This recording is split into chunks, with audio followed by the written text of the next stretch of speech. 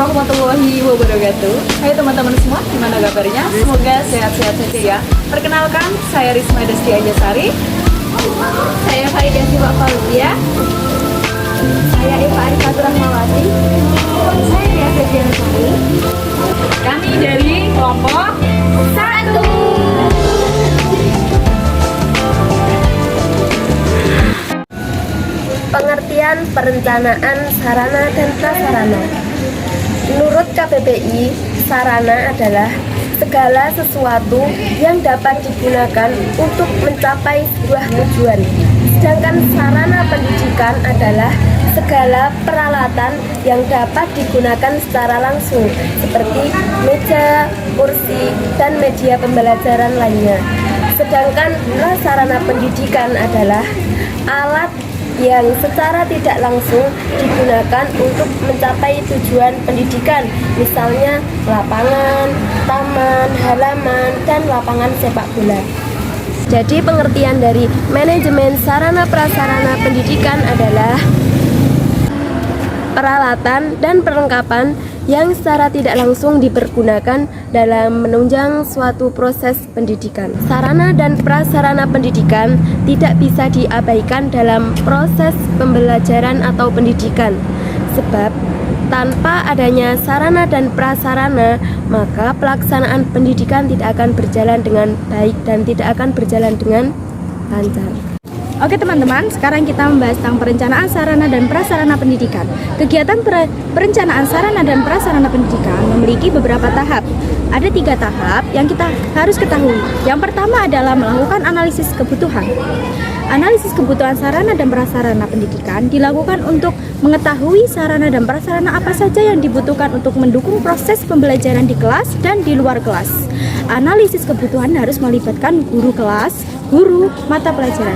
Yang kedua yaitu melakukan analisis pembiayaan.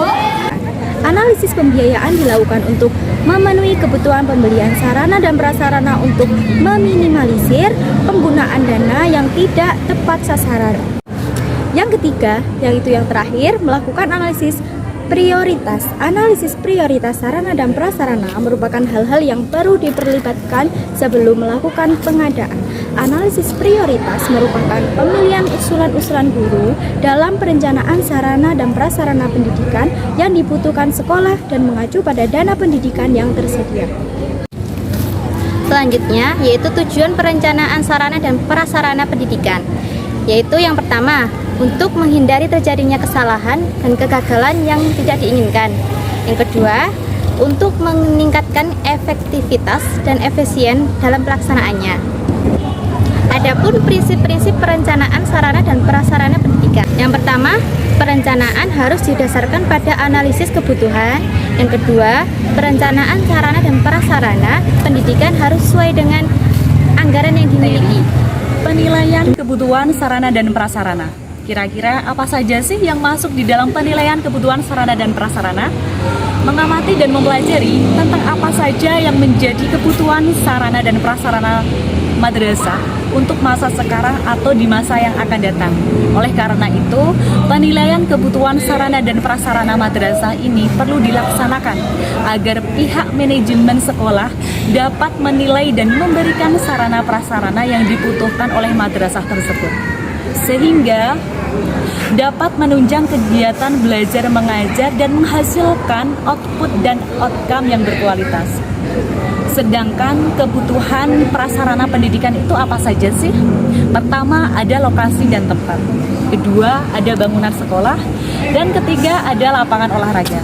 Di samping itu, juga ada kebutuhan sarana pendidikan. Meliputi apa saja? Pertama, ada ruang belajar. Kedua, ada perpustakaan. Ketiga, ada laboratorium. Menurut keputusan Menteri B dan K pada tahun 1975, sarana pendidikan terbagi menjadi 3 kelompok. Apa saja sih? Yang pertama ada bangunan dan peralatan sekolah. Yang kedua ada alat pembelajaran yang terdiri dari pembukuan dan alat-alat olahraga serta laboratorium. Yang ketiga, media pendidikan yang dapat dikelompokkan menjadi dua, yaitu audiovisual yang menggunakan alat penampil dan menggunakan media yang tidak menggunakan alat penampil. Nah teman-teman, jadi itu tadi yang termasuk di dalam penilaian kebutuhan sarana dan prasarana. Oke. Baik teman-teman, jadi itu tadi materi tentang manajemen sarana dan prasarana, meliputi terkait dari pengertian manajemen sarana dan prasarana itu sendiri, kemudian ada penilaian kebutuhan sarana dan prasarana, dan ada perencanaan sarana dan prasarana. Saya Risma Desti Anjasari. Saya Eva Arifatur Rahmawati. Saya Farida Sima Fauzia. Dan saya Dia Febiana Sari. Pamit undur diri dari hadapan Anda. Semoga video kami bisa memberikan manfaat buat Anda semuanya. Billahi taufik wal hidayah. Wassalamualaikum warahmatullahi wabarakatuh.